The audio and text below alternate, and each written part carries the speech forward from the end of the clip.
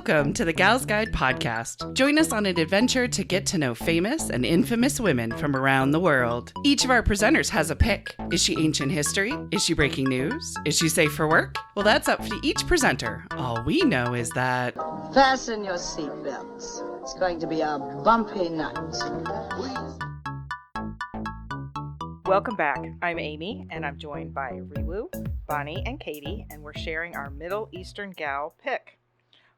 Bonnie already talked about, and I'm going to mispronounce it, so somebody jump in. Artemisia the First of Cairo. Yes! Thank you. Look at that! But before we get back into it, I want to get to know something random about my pals. Yes. So I want to know, have any of you ever listened to Middle Eastern music other than if it just comes up? Like, have you looked it up on Spotify or listened to anything? And if you have, what do you like? I know that I have been, that it has been around. I feel bad that I haven't totally dived into it. My kids listen to a lot of Eurovision, and so they listen to far more international music than I do. My first thoughts was, wait a minute, Cat Stevens. And I'm like, wait a minute, no, Cat Stevens was very much born in the U.S. and not necessarily born in the Middle East. So I know that it's something that I really need to improve on, but I don't know any. It's not an aversion. It's just an opportunity that has been missed so far, damn it. Mm-hmm. Yeah, no, that's why we're doing this, right? Yes, exactly. To bring more awareness. I did a quick Google and I'm like, yep, no, I don't know. Do you ladies have any? I don't think I know any. Gotcha. Off the top of my head. Dun, dun, dun, dun, dun. Does the Aladdin soundtrack count? Sure. I mean, right? The Arabian Nights. Yes. Yeah. See, there you go. That kind of feel to it. Yeah. Yeah. I have to say, I haven't listened to a lot of Middle Eastern music. Probably some of the only times are in restaurants because, I'm a big foodie. Yeah. So, like Egyptian restaurants, that kind of thing. Yeah. And I definitely feel I enjoyed it. Yeah. But I don't know anything about it. Right. So. Kind of sought it out or, right. Who's the performer of this one? Who is the name of this song? That sort of thing. Yeah. It's usually what if you go on a Friday or Saturday night, there's a belly dancer. Yes. That always frightened me and traumatized me. Really? I don't know why. No, that could have been me. I was like, oh God, well, what do I do? You learned how to belly dance? Yes. Oh, that's nice. That's one of the reasons I asked about music. Yes. Because I used to be in Troop Belly Belly. Ooh. And I started belly dancing, in college. I think I took it as an elective or something. I don't even know. It was just for fun. And then I ended up doing it for years. Oh, nice. And so I really learned a lot about the music, but you also learn a lot about dance and the culture and the different dances from different areas throughout the Middle East. It's so interesting. And so I actually do have a favorite artist. Oh, yes. He's Algerian. His name is Rashid Taha. Ooh. And I've danced to many of his songs. Gotcha. There you go. He's your dancing jam? Yes. But my favorite of his, he did a sort of updated cover of The Clash's Rock the Casbah. Ooh. That's a good cover to do. It's a good song. And he didn't change too much about it. Yeah. Just the arrangement a little bit and some of the lyrics. Ooh. But that was always a staple for Belly Belly. That was one of our big show-stopping numbers. Nice. Yes. Our head choreographed it. It's always really popular, and I just love hearing it. Yeah. And I like all his other songs, too. He lives in France. He's from Algeria. Gotcha. And so some of his songs are in French, and they're... Nice. He has a really good sense of humor for a lot of it, but the music's great. I really recommend it. I will have to definitely check that out. That can start my exploration. Yeah. Bonnie, did you have anybody? No. Okay, all right. Wanted to make sure you got an opportunity of hold on, I have a top 5 list. Yeah. No. Gotcha. Oh, nice. Well, then who do you have for us? And are they musical by any chance? They don't have to be. I'm more curious now. Well, I want to talk about sort of something that is currently happening in Egypt. Ooh, modern day. Yes, and I'm going to talk a little bit about Sama El Masry. Sweet. She is an Egyptian entertainer. Mm-hmm. She's somewhat controversial with her political views. Gotcha.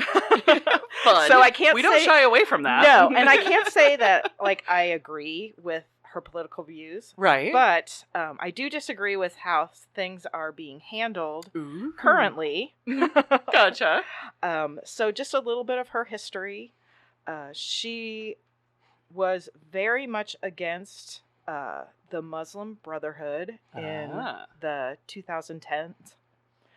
And she was very much part of actually a large group in Egypt that perceived that the U.S. and President Obama were supporting the Muslim Brotherhood presidency. Gotcha. She made just some crazy videos.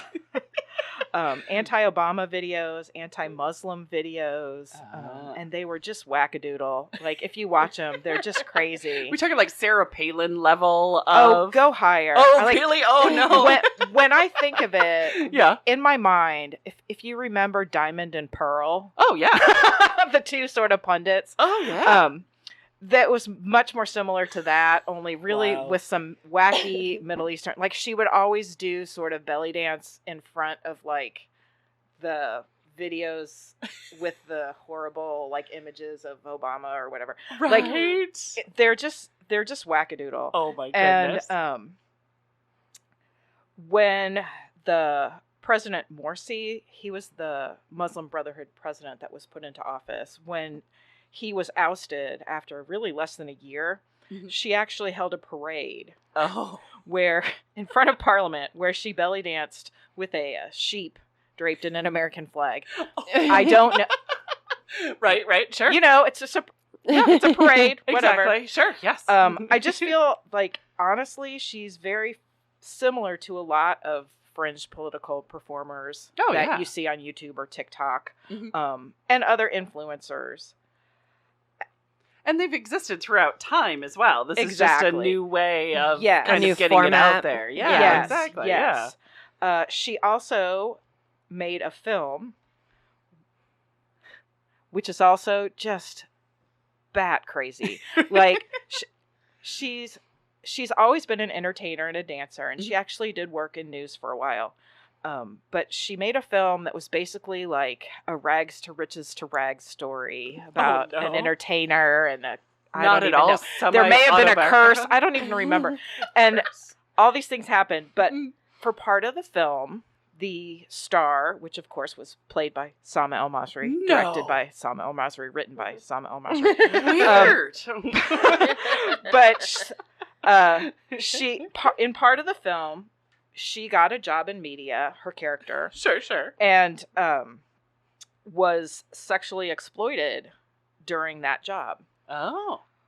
The film was released, and the Media Censorship Board in Egypt forced her to re-edit it and re-release it because of complaints from the Journalists Union. And so she had to take that part out. Like it doesn't happen to anybody else. Like it doesn't happen in the media. Right. In their country. Yes. Sure. In 2014, she was detained by police for having an unlicensed television channel. Oh. She would film videos in her home.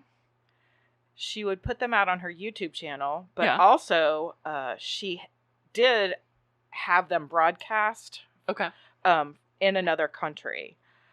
So that was enough for them to consider it a TV channel. Of a TV, because it broadcast somewhere outside of just that platform. Of YouTube. Okay. Yes, but she did. Right. She actually did broadcast it, but most of her views were on her YouTube channel. Right. They were very critical of Muslims in the government. She was still being critical of journalists and still talking about sexual abuse, especially in light of the Me Too movement. Oh, yeah. And she also kind of randomly attacked a sports coach. Nobody knew if it was a personal thing or it was because he was planning on running for president of Egypt against her candidate, Abdul al-Sisi. Right. El-Sisi is actually the president of Egypt. After the Muslim Brotherhood president, Morsi, was ousted, he was elected. 47% of eligible voters voted, and he was elected in by 98% of them. So it was... Wow. Yes. So he was chosen and elected for president of Egypt. And she was a huge supporter of his. And she also was part of his sort of council on morality at the time. Weird. Yes. I'm just going, a YouTuber on a council of morality. Like, She does consider herself conservative, even though she does Middle Eastern dance, and she does wear Middle Eastern dance costumes. She actually more wears the kaftan style. She doesn't wear the Western or Lebanese, like, bikini top and skirt. I mean, she'll wear a full dress. Yeah. That's in the Egyptian style of belly dance. That's really common. She does cane dance. I don't know what that is. Yeah. Egyptian dance, there's a style where the men's dance, they dance with swords and sabers. And the women would spoof that by dancing with a cane. And so that is a very big style in Egyptian, Middle Eastern style dance, is dancing with a cane. And so oftentimes she does have her cane in her videos. Gotcha. It's almost like a form of drag, then it feels like, in a sense, it's making it's fun just sort of of the making gender. fun of the men. Yeah. Nice. And they're they're big, He-Man dancing with their swords. We and have they're tough swords. Yeah, and they're just kind of, and we're like swirling it like, I have a baton. Yeah, so it's just sort of being goofy, but now it's just become part of that style of dance. Gotcha. But in 2020, her president sort of turned against her. It was starting in 2020 and still continuing to this day. They started in Egypt a big crackdown on social media. Mostly on female influencers. Just the women then. Yes. And she was actually arrested for posting an indecent video to her YouTube and TikTok. She was placed under surveillance for 3 years. 3 years. Yes, in lieu of a jail sentence. Gotcha. And she was also fined the equivalent of tens of thousands of dollars. The video in question is her covering a traditional Egyptian song. Kind of modern traditional, but just like a pop song. It's like a lip sync video on TikTok. Okay, all right, gotcha. To which there are hundreds of thousands of them, right? Exactly. Yeah. Nothing out of the ordinary, Yes. In the video, she's doing her laundry. And she playfully takes one of her pairs of underwear out of the laundry and kind of swirls it around. Okay, sure. It's a thong. Yeah. If you look closely, you can see. Right. But that they considered that to be indecent enough that she was jailed for 3 years. So she didn't actually show any of her person. They said she was dressed indecently, but if you look at it, I realize it is a different culture, and I realize that there are different standards. Yeah. But my personal feeling is that she, even under a certain standard, it did not seem to me to be indecent. Gotcha. The video itself is similar to many of her other wackadoo videos. It's just wackadoo. She's singing the song and she's doing her laundry and she's yelling at her husband. There's like so much going on. But exactly. Yeah. But I chose her to talk about because she, even though she is conservative, she's very supportive of the Sisi presidency and the current government. Gotcha. She still was part of this crackdown, and she's still being, kind of forced to edit her persecuted. videos, forced to take her videos down, just almost being made an example of to spread the word and scare other women. Yeah, you could say that. But this is part of a pattern that has been happening in the Sisi government. Gotcha. That started in 2020 and is still continuing. She just happens to be one of the more famous people that this happened to. She does have a lot of followers. Like I said, her videos are crazy. They're hilarious to watch. Not gonna lie though, a lot of Middle Eastern music videos are pretty crazy. Gotcha. Yeah. Trying to get attention and eyeballs. Yeah. There's a singer named Marwa, and has insane videos. Like there's just a lot out there. It's not strange, but what is interesting is the fact that women are getting put into jail for what they're doing on their social media. Right. And the law that they're citing was originally developed because during the Arab Spring uprising, right, a lot of Facebook and Twitter, now X. I know, right? We're calling it Twitter. It's like Deer Creek. It's permanent. But fair. So, but on Twitter, that's how a lot of the revolutionary connected people were connecting. They were connecting on Instagram through DMs, and that's how a lot of the information about what was going on was getting out to the rest of the world. Right. So that is why when Sisi was put into power, that he started to take more interest in controlling social media content. Right. It was originally started for revolutionaries and also for journalists. A lot of Egyptian journalists have been put in jail for putting out perceived non-Egyptian or non-pro Egypt content. Right. Or otherwise known as possibly the truth. Yes, possibly. Right. I'm not saying I'm an expert by any means, right. And I don't have a lot of depth on this, but yes. Yeah, I know, right? I'm trying to be as diplomatic as I can. But what started is they're using it more and more to go after younger influencers. Right. Because they have a perceived possible power. And an audience. Right. Yes. Yeah. TikTok and Instagram influencer Haneen Hassam was arrested by the Interior Ministry for inciting debauchery and violating public morals. Debauchery. She was also... It's kind of a badge of honor, I'm just saying. Debauchery! She was also accused of human trafficking. Oh my gosh. Because... Yeah. She posted a video to her TikTok. Yeah. About how she earns money as an influencer. Sure. And trying to teach other people how they could also earn money. On social media. Yeah. But apparently... How is that human trafficking? I don't know. I'm not quite sure how it all shakes out. Right. But basically, she was telling other young women how to make their own money. Through... I believe it's called empowerment.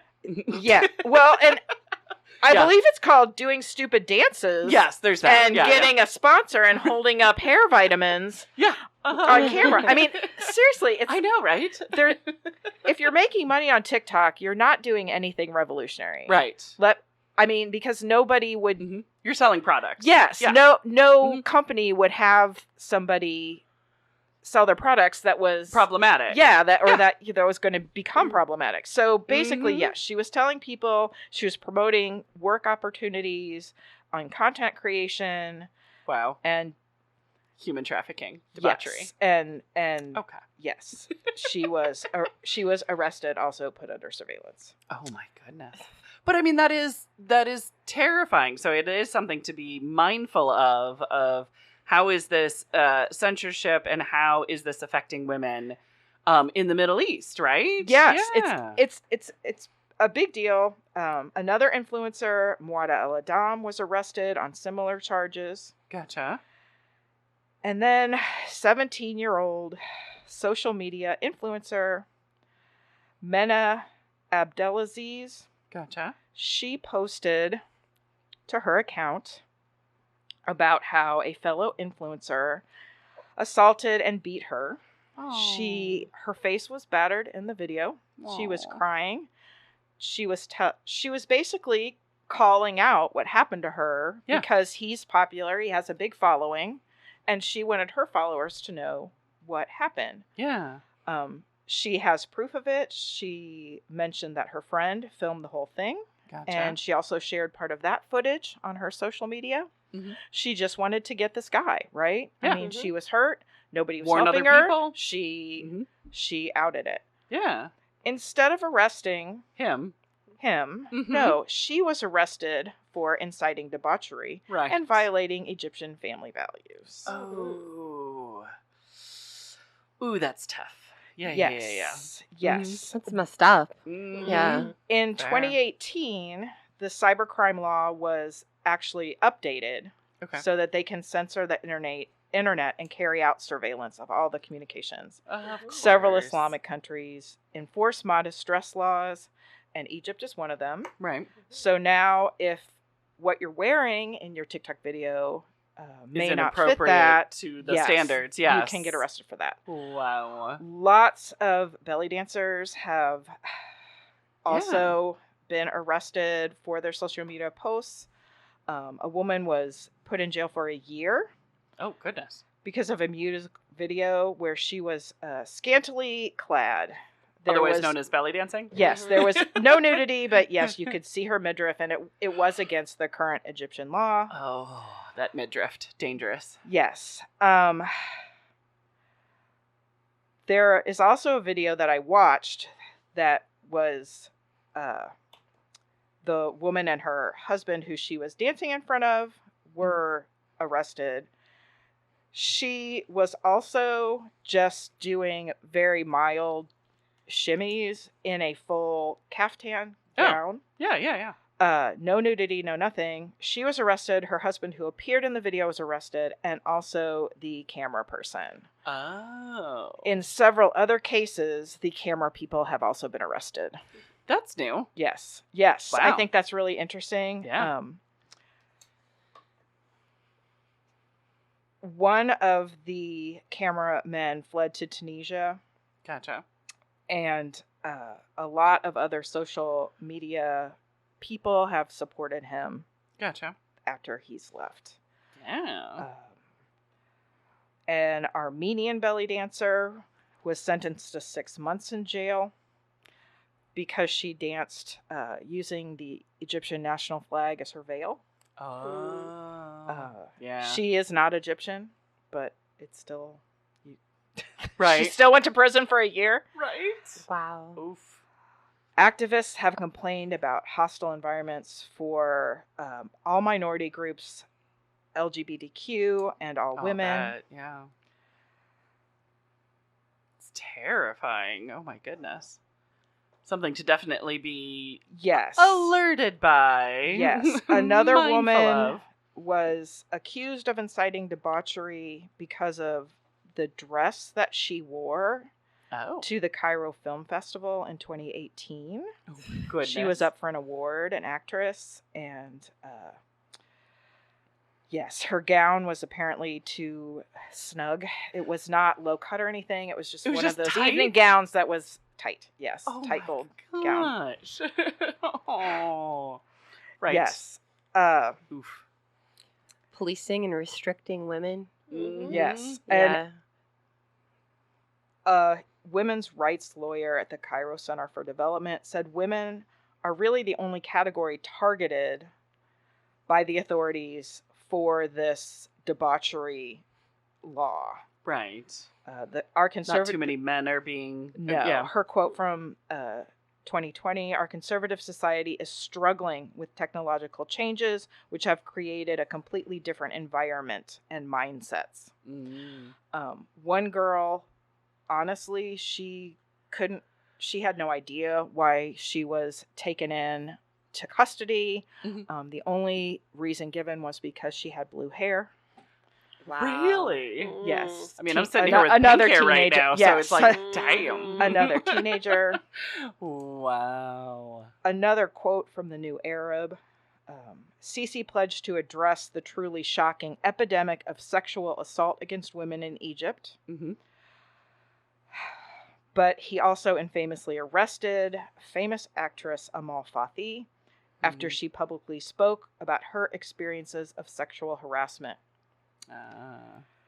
Sisi might pose as the friend and protector of Egyptian women from Islamist bogeymen, but whenever a woman attempts to strive for genuine freedom and equality in Egypt, she's met with censorship and punishment.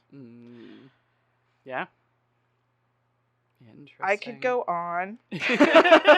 Totally fair. Yes, but I would say within the last 4 years, over a dozen influencers, all female, have been arrested for anything from lip syncing to a Western song, again, having blue hair, profiting off the internet. Right, having a job. Yes, having or making money as a teenager, I guess, fair, or showing some cleavage. Wow.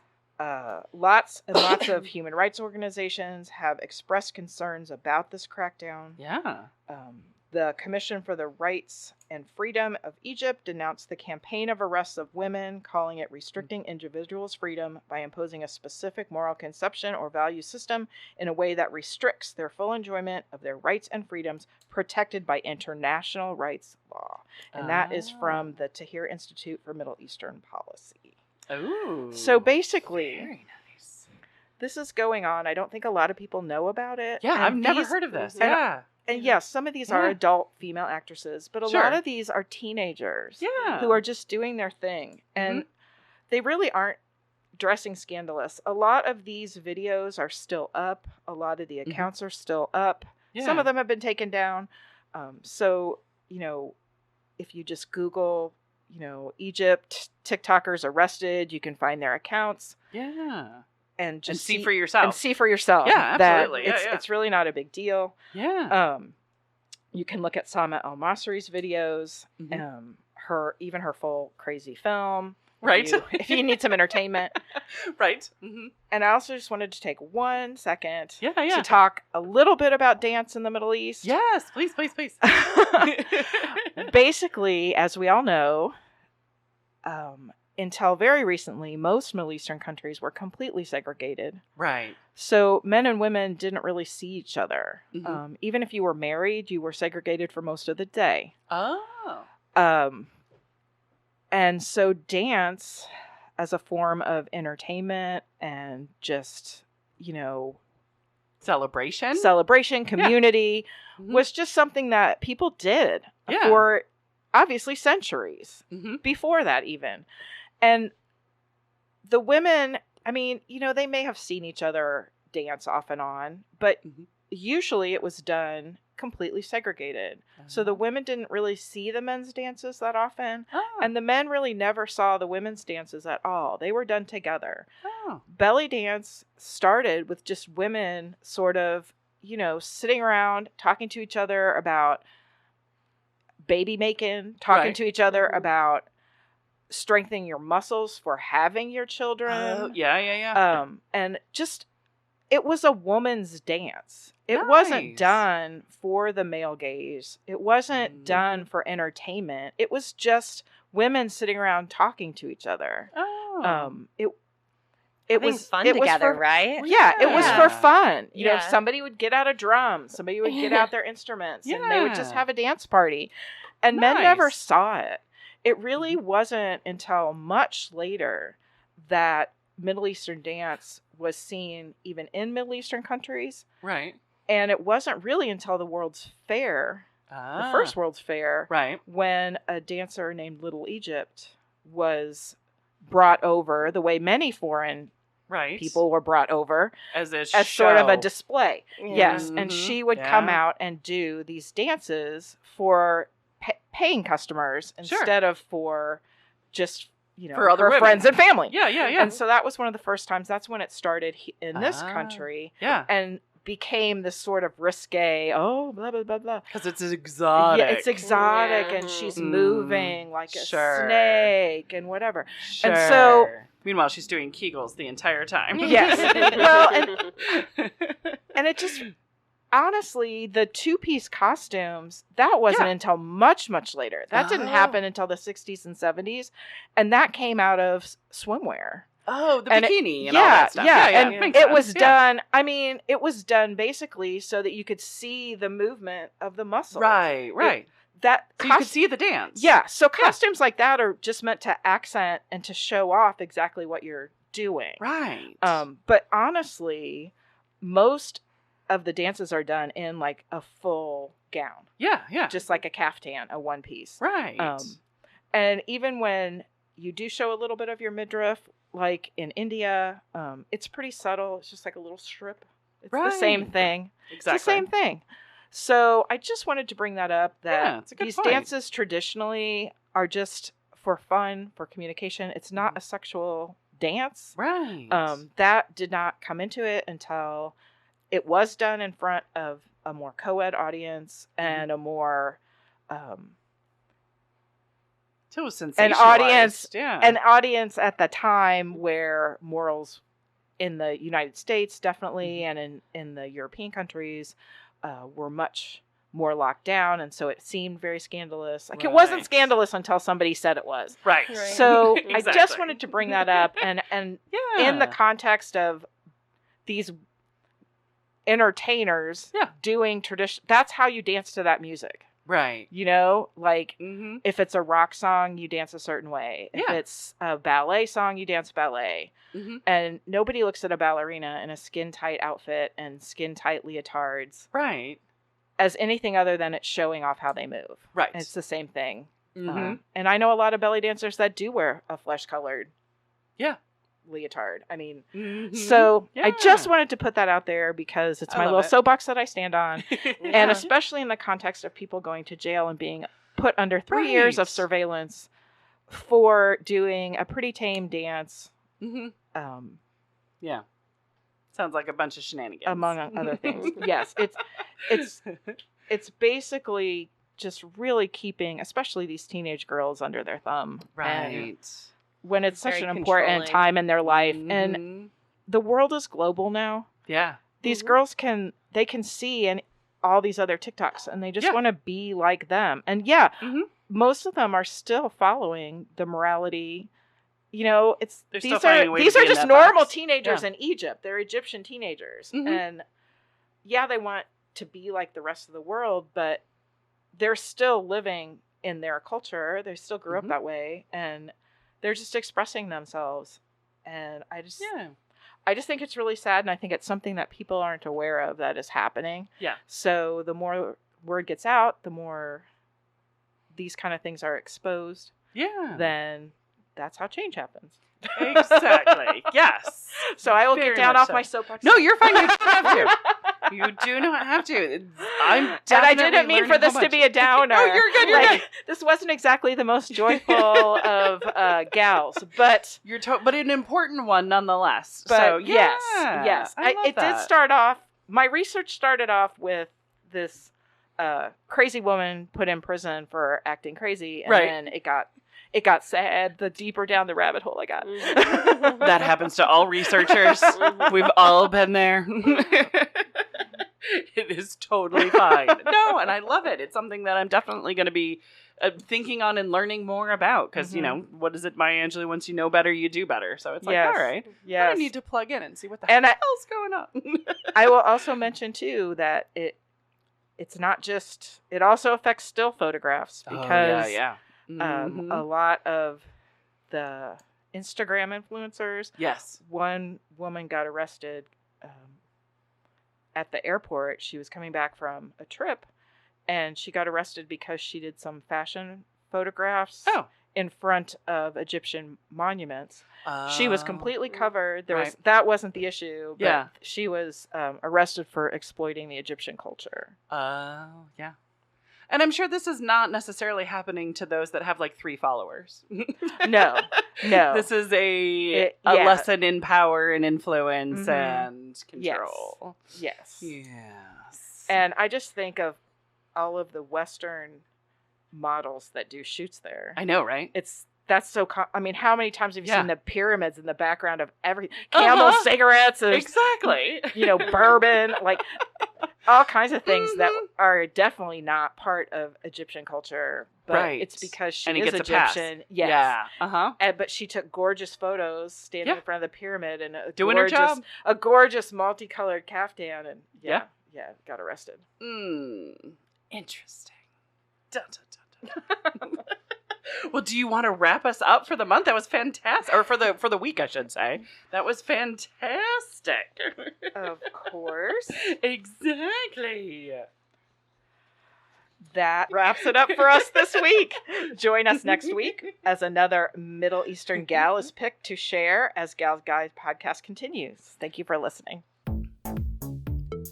Want to learn about more women of history? Gal's Guide opened a unique women's history lending library. Come visit and explore our collection. Learn more at galsguide.org. Thanks for listening.